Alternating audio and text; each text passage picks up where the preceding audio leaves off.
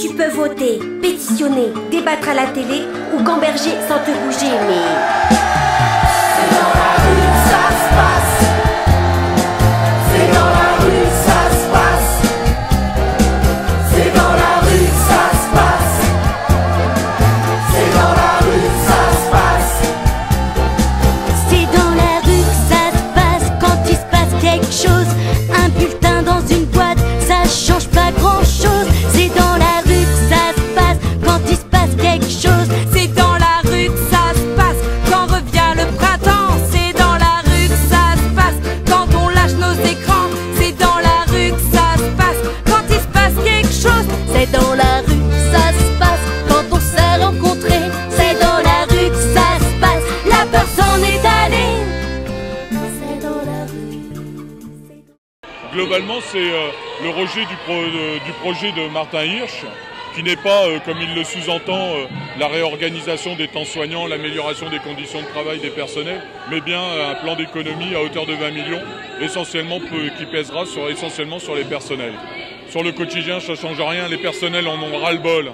Ils n'en peuvent plus des conditions de travail qu'ils ont à l'heure actuelle, donc de leur changer, soi-disant, leurs conditions de travail ne changeront strictement rien. Les personnels sont à la limite du burn-out, ils sont épuisés de leurs conditions de travail et lorsqu'on voit le côté pâteau dont présente Martin Hirsch de son plan de réorganisation du temps soignant, c'est se moquer des personnels de la santé, c'est se moquer des personnels de l'assistance publique. On a un directeur d'une grande institution comme l'assistance publique qui cherche encore une méthode pour travailler avec les organisations syndicales et pour répondre à la souffrance des personnels soignants. Alors c'est vrai qu'il va se promener dans des hôpitaux, il va un peu voir ce qui s'y passe, sauf que quand vous faites une visite comme ça, c'est organisé. Donc on nettoie, on brique, on met le personnel, on leur file leur blouse. Tout ça c'est du vent, du cinéma.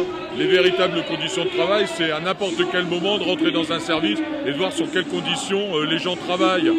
Et il le disait encore il n'y a pas longtemps sur une autre radio, du moins son directeur des ressources humaines disait nous avons à cœur le service public. Si c'était vrai, il n'aurait pas fermé l'hôpital de Villiers-le-Bel ou il n'annoncerait pas la fermeture de l'hôpital de Villiers-le-Bel tel qu'il l'a fait en ayant un mouvement social actuellement sur les bras.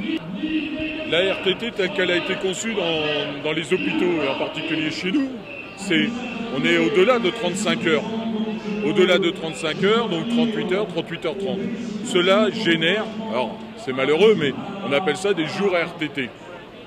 Les jours RTT, c'est juste ce que la loi dit, c'est que vous devez faire 35 heures. Comme on est au-delà des 35 heures, elle a généré des RTT. Mais ça, c'est un protocole national.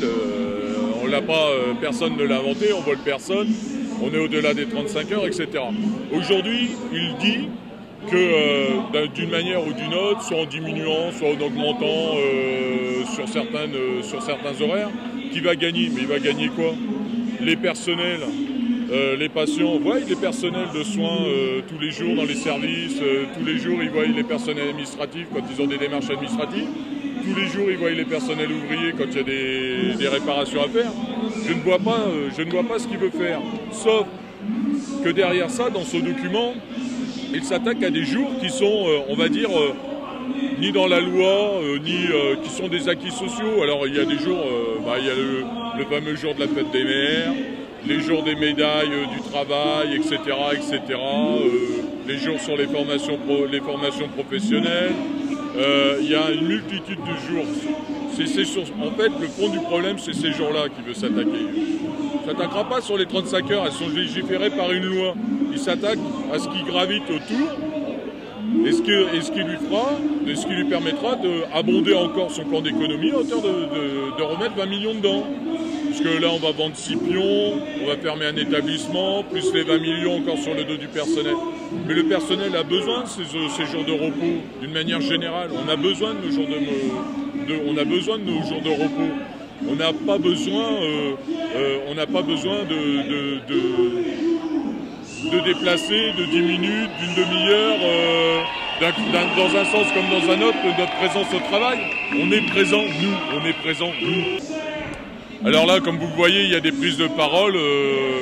Comme je disais tout à l'heure, c'est les personnels qui vont décider maintenant du rythme des actions, du rythme du mouvement, etc. Nous, à Sud, on n'est pas pour faire la grève à faire la grève. Donc, on va proposer, nous, aux salariés, d'éviter certaines étapes. Parce qu'il est de tradition que quand un directeur ou une directrice de l'assistance publique ne répondent pas, nous nous adressons au ministre de la Santé. Il est de coutume que quand la ministre de la Santé ou le ministre de la Santé ne nous répond pas, on s'adresse au Premier ministre. Là, on va éviter toutes ces étapes et on va s'adresser au premier homme, au chef de l'État directement. On va proposer aux salariés d'éviter d'aller visiter Paris régulièrement, de perdre de l'argent pour perdre de l'argent et de s'adresser au chef de l'État qui lui-même a dit qu'il irait en direction des citoyens. Nous sommes des citoyens. Nous on lui dit banco, est-ce qu'on aura l'autorisation d'aller manifester sous les fenêtres de l'Élysée? On ne sait pas, mais si on ne l'a pas, on l'invitera à une grande AG des personnels, pourquoi pas devant le siège de l'assistance publique. On lui demandera de venir s'exprimer et de mettre la santé en France au cœur de préoccupation de l'ensemble des Français. Soit on aura l'autorisation d'aller manifester jusqu'au palais présidentiel, soit on ne l'aura pas, et à ce moment-là on l'invitera à venir ici, par exemple, devant l'assistance publique, à venir s'exprimer devant l'ensemble des personnels. Parce que si la santé c'est une priorité du gouvernement, si c'est une priorité de notre chef de l'État, nous on est prêt à l'entendre, mais il faut qu'il améliore nos conditions de travail. Nos conditions de travail, on le dit, c'est des embauches par milliers de salariés. On dit que la santé dans les années à venir, c'est plus de 370 000 créations d'emplois. Nous, on lui dit banco. Et comme ça, on va réduire la fracture du chômage en France. La prochaine étape avec Martin Hirsch, c'est quoi?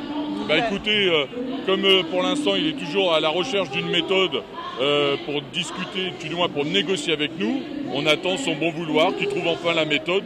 On ne sait pas où il va la trouver, hein, il la cherche. Donc, vous n'avez pas convenu d'une nouvelle réunion ou quoi que ce soit? Écoutez, on sort encore sur un déconvenu majeur sur son document de travail. Donc il n'arrête pas de nous dire que rien n'est prêt, rien n'est fait, etc. Nous, on dit qu'on ne prend pas un document de 59 pages sans que rien ne soit préparé. Il nous dit que non, nous on lui dit qu'il faut qu'il arrête de se moquer des représentants du personnel.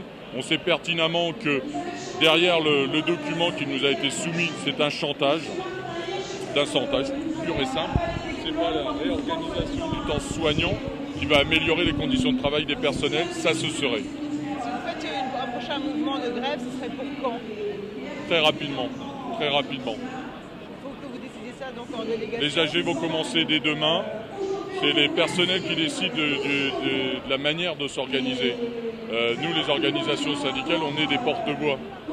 Donc les personnels vont se réunir dès demain dans les hôpitaux sur des AG. Et dès la semaine prochaine, je pense qu'on aura une perspective de date, une perspective de manifestation, de rassemblement.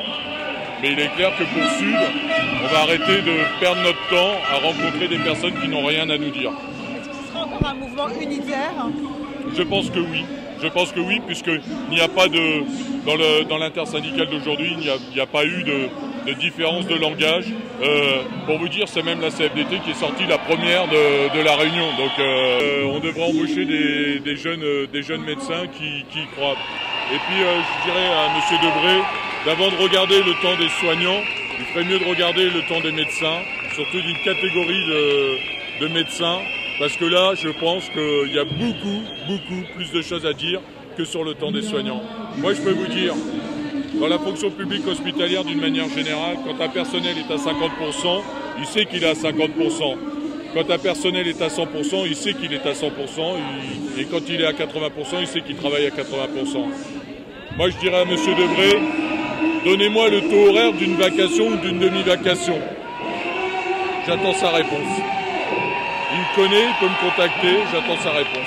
On est venu manifester aujourd'hui parce que Martin Hirsch, le directeur de la PHP, a décidé de supprimer des jours de congé pour l'équivalent de 4000 postes. Ça représente environ 12 jours de congé en moins par agent. Et donc c'est énorme, sachant qu'à l'hôpital, on est déjà obligé de faire des heures supplémentaires. Régulièrement, on nous demande de travailler 12 heures parce qu'il n'y a pas assez de monde auprès des patients. Et là, en plus, on vient nous supprimer des jours de congé. D'autre part, il nous parle de négociation, sauf que lui, dans la négociation, il n'a rien à donner. Il nous prend des jours de congé, en échange, il n'y a rien. Même pas, il nous les payerait, il n'y a rien du tout.